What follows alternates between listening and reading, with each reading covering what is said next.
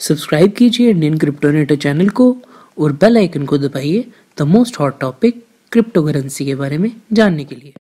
Hello क्रिप्टोनेटर्स, आज हम बात करने वाले हैं मार्केट के अपडेट के बारे में और साथ ही साथ थोड़ी सी रिप्पल के बारे में भी बात करेंगे।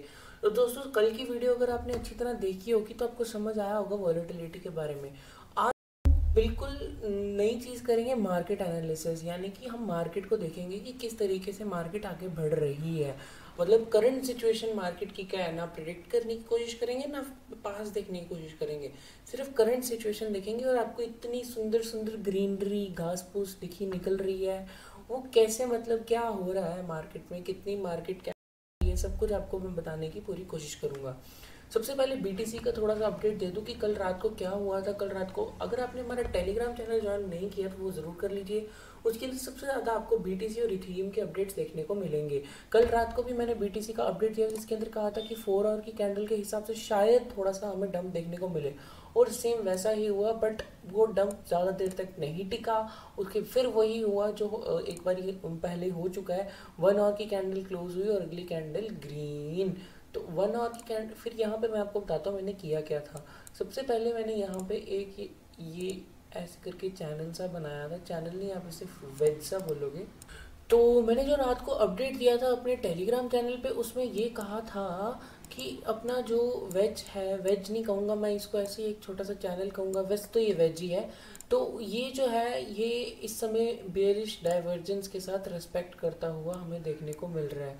मैं वेज बहुत कम ट्रेड करता हूँ, मैं सही बता रहा हूँ, मैं वेज बहुत कम ट्रेड करता हूँ क्योंकि मेरे को 2-3 बारी धोखा सा मिल चुका है वेज से। तो मैं वेज को ट्रेड नहीं करता, और मैंने बोल भी दिया था कि मैं ट्रेड नहीं करूँगा। तो वो इस तरीके से यहाँ पे था उस समय कैंडल, ये वाली कैंडल थी 6417 वाली कैंडल थी। उसकी में मैंने बोला था कि यहाँ से हमें डम देखने को मिल सकता है जिसका T1 होगा, जिसका टारगेट 1 होगा यहाँ पे इस वाली लाइन पे, और टारगेट 2 होगा इस वाली लाइन पे। तो वही हुआ, टारगेट 1 को जैसे ही अचीव किया, 1 और की कैंडल क्लोज, यानी कि लास्ट के कुछ 7-8 मिनट में डंप हुआ, और उसके बाद यहाँ पे जाके कैंडल क्लोज कर दी उसने, और अगली जो कैंडल खुली वो खुली पंप के साथ। और जो वो पंप हुआ वो इसीलिए, वही रीज़न जो यहाँ पे हुआ था, मैं उसको वही रीज़न कहलाऊंगा, उसको वही रीज़न बताऊंगा कि यहाँ पे क्या हुआ। 76350 जैसे ही किया, यहाँ पे काफ़ी ज़्यादा मार्केट लॉन्ग ऑर्डर खुल गए होंगे, जिसके कारण यहाँ पे एक अगली कैंडल जो खुली 1 आवर पे, बिल्कुल बहुत अच्छा सुंदर हमें ग्रीन कलर की पंप देखने को मिला, जो कि 6550 का रिस्पेक्ट करता हुआ ऊपर गया, 6550 6580 तक गया। बट 1 आवर में ही विक बना गया, और 6580 की रेजिस्टेंस को भी बहुत अच्छे से रिस्पेक्ट करता हुआ हमें दिख रहा है। तो एक्चुअली में ये मैं कहूँगा एक टाइप का आपको एक टाइप का यहाँ पे आपको ये पता लग गया कि 6350 की सपोर्ट बहुत ज़्यादा इंपॉर्टेंट रहेगी अगर इसको डंप करना है। यानी कि अगर डंप करना है तो इसको 6350 की सपोर्ट को बिल्कुल तोड़ना पड़ेगा, उसी के बाद कोई इसको शॉर्ट सेलिंग करने के बारे में सोच सकता है। तो यहाँ पे एक चीज़ हमें क्लियर हो जाती है। और उसके बाद मैं आपसे बात करूँ बीटीसी की, तो बीटीसी की डोमिनेंस के ऊपर काफ़ी ज़्यादा फर्क देखने को हमें मिला है। और ऑल्ट्स में अगर आप बात करें तो ऑल्ट सारे के सारे ग्रीन ही दिख रहे हैं। उसमें से एक ऑल्ट जो है, किंग ऑफ ऑल्ट्स कह सकते हैं जिसे आप, वो है रिप्पल। रिप्पल किंग नहीं, क्वीन कहेंगे, किंग तो अपना वो है ना, इथेरियम है ना। तो क्वीन ऑफ ऑल्ट जो है वो रिप्पल, वो कल 45% सर्च किया, और उसका कुछ एक्स रैपिड का भी सीन है। बट मैंने तो मतलब कल वाला पंप तो मैंने खेला नहीं, कल वाले पंप पे तो मैंने वो किया नहीं है। बट ये है कि इन्वेस्ट कर दिया था मैंने फर्स्ट पंप के बाद ही।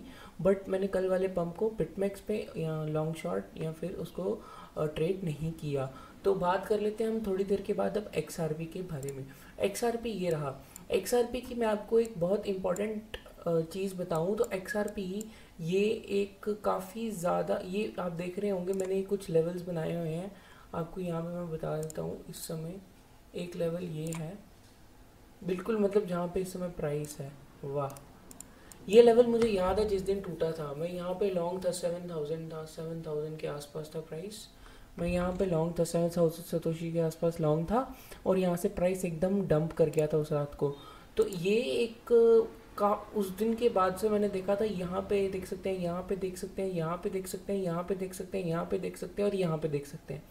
तो आपको यहाँ पे मैंने आपको एक बार चीज़ बताई हुई है कि जितनी बार भी एक रेजिस्टेंस को टच करता है प्राइस तो उतना ज़्यादा वीक पड़ जाता है।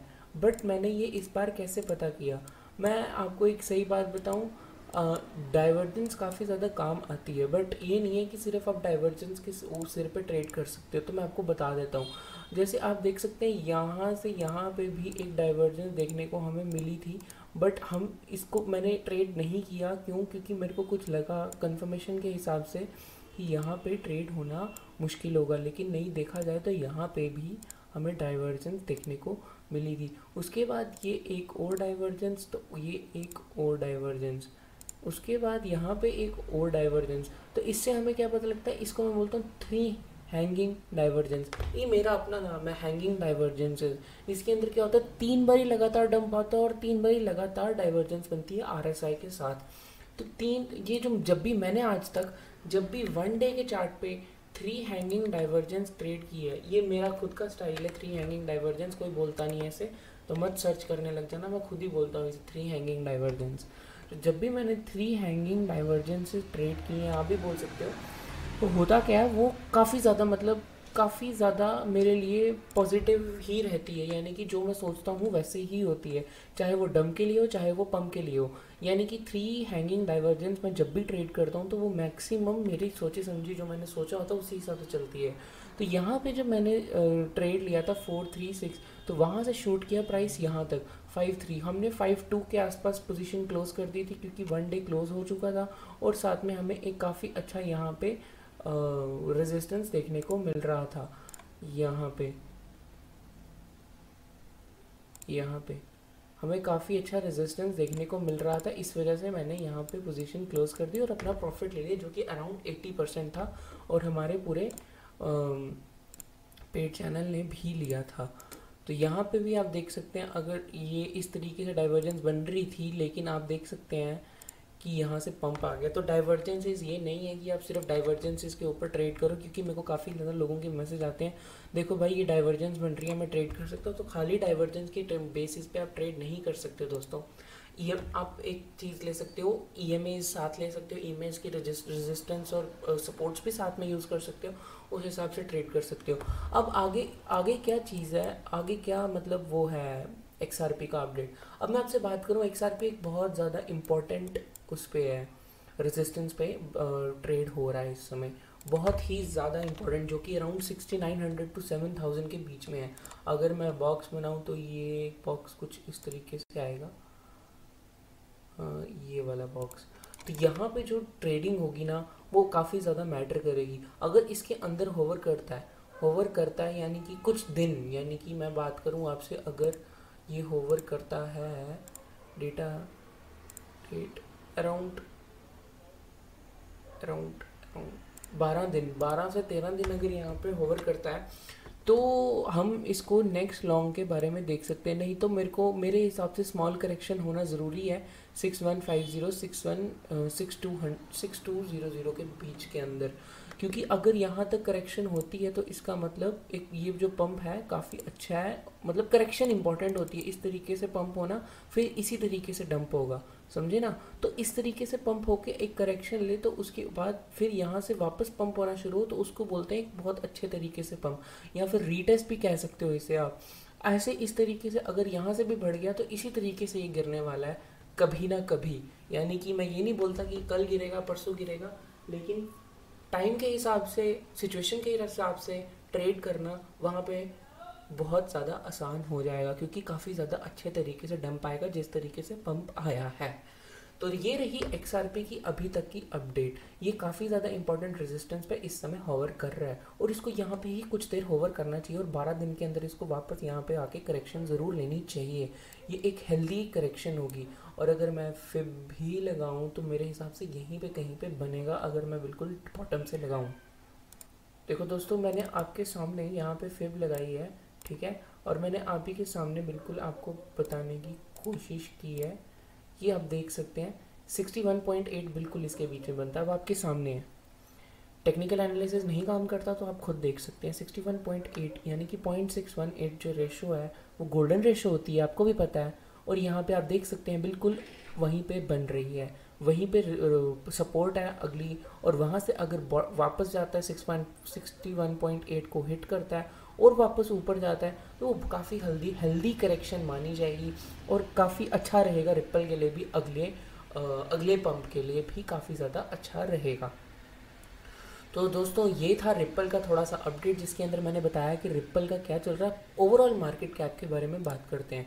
तो बिटकॉइन डोमिनेंस की बात करें तो आपको यहाँ पे एक तरीके का पैराबोला देखने को मिला है, जो कि अराउंड अगर देखा जाए तो 2018-5-4 यानी कि मई 4 को शुरू हुआ था 34 से, और उसके बाद चलता चलता चलता चलता आज सितंबर हो गया, मतलब मई जून जुलाई अगस्त सितंबर, 5 महीने का ये पैराबोला है, जिसके अंदर आपको ये सीधा ऊपर जाता दिखा और इस समय तक इस तरीके की गंदी रिजेक्शन आपको देखने को नहीं मिली। अगर मैं बात करूं तो ये रिजेक्शन की मैं आपसे बात कर रहा हूँ, ये इस तरीके की रिजेक्शन हमें यहाँ पे देखने को मिली थी, बट उसके बाद ही हो गया।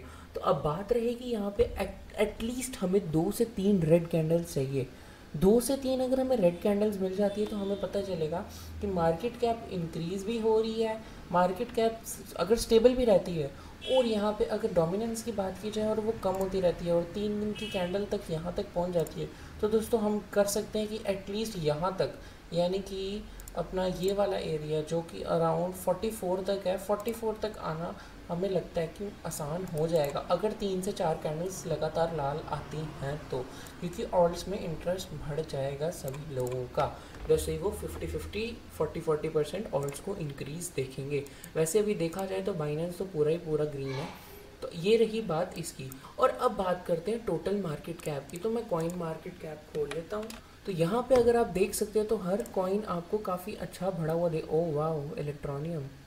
तो यहाँ पे आपको काफ़ी सारे कॉइन, सारे ही कॉइन यार, सारे ऑलमोस्ट सारे कॉइन्स आपको अच्छे देखने को मिल रहे थे कि 53.3, और इस हफ्ते के अंदर अराउंड 4% डोमिनेंस डिक्रीज़ हुई है BTC की, और मार्केट कैप 193 बिलियन से 211 बिलियन हुई है। यानी कि 200 मार्केट कैप इंक्रीज़ हो रही है, डोमिनेंस डिक्रीज़ हो रही है, तो पैसा कहाँ जा रहा है? अपने shit coins plus alt coins के अंदर। तो ये एक इम्पॉर्टेंट चीज़ रहेगी आपको नोटिस में रखना। और मैं आपको कुछ कॉइन्स बता दूं जिनके ऊपर आपको ज़रा थोड़ा ध्यान रखना चाहिए। वो हैं टॉप 15 कॉइन्स, जिसमें से बिटकॉइन, इथीरियम आप देख सकते हैं एक दिन के अंदर 210 से लेकर 228 तक सर्च किया था रात को। तो इथीरियम, XRP तो अब आप देख ही सकते हैं। बिटकॉइन कैश, मैंने इसके ऊपर भी एक चार्ट एनालिसिस दिया था अपने टेलीग्राम चैनल पे, तो तभी बोलता हूँ आपको टेलीग्राम चैनल ज्वाइन कर लीजिए। EOS, ये $4 से वापस 5.68 आया और मैं इसको $7 तक एक्सपेक्ट कर रहा हूँ अकॉर्डिंग टू माई एनालिसिस। और स्टेलर तो मेरे उसमें काफ़ी देर से पड़ा हुआ है, 3100 सतोशी पे मैंने इसको ख़रीद के रखा हुआ, और मैं अगर देखूँ तो इसको एवरेज करूँगा अगर और नीचे गया, क्योंकि ये एक ऐसा कॉइन है दोस्तों जो कि पूरी मार्केट गिरी बट ये कॉइन स्टेबल रहा। तो लाइट कॉइन की बात करूँ, ये भी काफ़ी ज़्यादा इंपॉर्टेंट रहेगा। $47 पे मैंने इसकी, आप समझ सकते हैं कॉल दी थी कि नहीं दी थी, बट मैंने बोलता $47 पे नहीं टिक सकता, ये ज़रूर ऊपर जाएगा। और ये अब आप $56 पे देख सकते हैं इसको। इसके साथ मेरा कुछ भी लेन देन नहीं है। टेथर आपको बहुत इंपॉर्टेंट है, अगर BTC नीचे गिरता आपको टेथर के ऊपर कर लेना चाहिए, और टेथर बहुत ज़्यादा इंपॉर्टेंट है क्रिप्टो करेंसी के अब उसमें इंडस्ट्री में। तो कार्डानो दोस्तों ये काफ़ी नीचे आ चुका है। कार्डानो की भी बात करूँ तो ये 11% शायद बढ़ा हुआ है, 13% बढ़ा हुआ है कार्डानो 1000 सतोशीज टच होके आया है, जो कि बिल्कुल बॉटम लेवल आप बोल सकते हैं कार्डानो का अभी तक का 1000 सतोशीज, 970 सतोशीज। और मैं इसको एक्सपेक्ट कर सकता हूँ अगर मार्केट इसी तरीके से चलती रही तो 1500 सतोशीज ये आराम से टच कर सकता है। अभी शायद 1300 सतोशीज टच कर चुका है, 13 की 1200 मुझे याद नहीं, 1300 या 1200 सतोशीज टच कर चुका है। ये मोनारो की बात करूँ तो दोस्तों अभी पीछे जो एक आर्टिकल आया था उसके अंदर मोनारो में फोमो हुआ था और मोनारो $148 का गया था। तो मैं आपसे बात करूँगा कि वापस $148 तक जा सकता है अगर मार्केट इस तरीके से चलती रही, यानी कि डोमिनेंस डिक्रीज होती रही जैसे आज डिक्रीज़ हुई है। यानी कि ये देख सकते हैं आप मतलब 57.8 से सीधा 53.2। तो अगर इसी तरीके से डोमिनेंस डिक्रीज़ होती रही और यहाँ पहुँच गई तो दोस्तों आप देख सकते हैं खुद ब खुद इस तरीके से यहाँ से वो नीचे कोई यहाँ तक कोई भी सपोर्ट नहीं हमें देखने को मिलता है। तो यहाँ से मैं एक तरीके का मतलब मेरे हिसाब से जो मेरी सोच है, जो मेरी सोच है उस हिसाब से यहाँ पे 45 तक आ जाएगा कुछ आने वाले टाइम में। कुछ आने वाले टाइम में अगर मैं बात करूँ कितने टाइम में, तो वो टाइम होगा कुछ इतना। तो मैं आपसे बात करूँ हमें 68 डेज़ में यहाँ पे मार्केट कैप देखने को मिल सकती है। तो दोस्तों 68 डेज़ में हमें यहाँ पे मार्केट कैप अगर यहाँ पे आ जाती है तो बहुत अच्छा होगा मार्केट कैप के लिए, क्योंकि यहाँ से यहाँ पे आने में भी 68 डेज़ लगे थे। तो अगर यहाँ से यहाँ आने में 68 डेज़ लगते हैं तो मतलब काफ़ी अच्छी तरीके से ग्रोथ होगी। पैराबोलिक ग्रोथ नहीं होगी, पंपिंग ग्रोथ नहीं होगी, क्योंकि अगर पंपिंग ग्रोथ होती है तो डंपिंग ग्रोथ भी हमें देखने को ज़रूर मिलेगी। तो उस तरीके से आना चाहिए। बाकी बात करूँ नियो दोस्तों काफ़ी नीचे आ चुका है, अब $18 है, तो $17 to $18 के बीच के अंदर काफ़ी अच्छा रहेगा इसको भी उठाना। मैं ये इसीलिए बोल रहा हूँ उठाने के लिए क्योंकि हमें बिटकॉइन डोमिनेंस थोड़ी नीचे जाती हुई दिख रही है, और अगर मार्केट कैप इधर ही स्टेबल रहती है बट बिटकॉइन डोमिनेंस नीचे चली जाती है तब भी हमें थोड़ा सा ऑल्ट्स में पंप देखने को ज़रूर मिलेगा। TRX भी काफ़ी ज़्यादा अगर मैं बात करूँ तो अराउंड 325 सतोशीज़ के आसपास चल रहा है। 9% अप है, बट मैं इसको अभी पिक नहीं करूँगा। मैं इसको सिर्फ और सिर्फ बिटमैक्स पे ही ट्रेड करूँगा। मैं इसको इसने बड़े लोगों को रुलाया है तो मैं नहीं रोना चाहता। तो ये टॉप 14 कॉइन्स के अंदर मैं इथेरियम क्लासिक को नहीं गिनूंगा, टॉप 14 कॉइन्स के अंदर मैं बात करूँगा। और बाइनेंस ने तो आज तक मतलब $8 से नीचे मेरे को दिखा ही नहीं। तो दोस्तों ये थी कुछ मार्केट के अपडेट्स और सारे कॉइन्स के अपडेट्स जो मैंने अपने दिमाग में सोचे हैं, जो मैंने अपने दिमाग में रखा है कि क्या करना है आगे के टाइम पे। तो दोस्तों अगर आपको वीडियो पसंद आई है तो इस वीडियो को ज़रूर लाइक कीजिएगा, शेयर कीजिएगा वीडियो को, और चैनल को सब्सक्राइब करना बिल्कुल भी मत भूलिएगा। दोस्तों this is Amarpreet Singh AK Indian cryptonator signing off. Thank you very much for watching.